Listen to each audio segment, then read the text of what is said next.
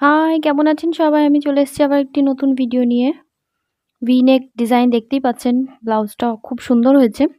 তো এটা একটা আমার কাস্টমারের ব্লাউজ ছিল। তো ভাবলাম চলুন এটাতেই ভিডিও করে দেখাই। তো আমি সকালবেলায় অনেক সকালে উঠেছি এই ব্লাউজটা করার জন্য। অনেকদিন ধরেই হচ্ছে না ব্লাউজটা, কারণ আমার মেয়েকে সামলিয়ে সমস্ত সংসারের কাজ করে আমি কাজটা করি। তো আমার জন্য খুবই চাপ হয়ে যায়। আর আমার মেয়ে দেখেছেনই তো কত দুষ্টু। তো এখানে ব্লাউজটা প্রিন্সেস কাট আমি কেটে রেখেছিলাম আগের দিন রাত্রে। আর পরের দিন সকালে আমি এখানে ব্লাউজটা সেলাই করতে বসে গেছি। ও ঘুমাচ্ছে। আর এই যে সকাল হয়ে গেছে। বাইরেরটা দেখিয়ে দিলাম, একটু মেঘলা মেঘলা। তো ও সুন্দর করে ঘুমাচ্ছে আর আমি ততক্ষণে ভাবলাম যে ব্লাউজটা সেরে ফেলি। যেটা ১ ঘন্টার কাজ সেটা আমার ২ দিন লেগেছে ব্লাউজটা করতে। একদিন কাটিং আর একদিন সেলাই। এখানে প্রিন্সেস কাট হবে, তো প্রিন্সেস কাট আমি সেলাই করে নিচ্ছি। যদি বড় ভিডিও দেখতে চান ডিটেলসে, তাহলে সেটাও আমাকে কমেন্ট করে জানাবেন।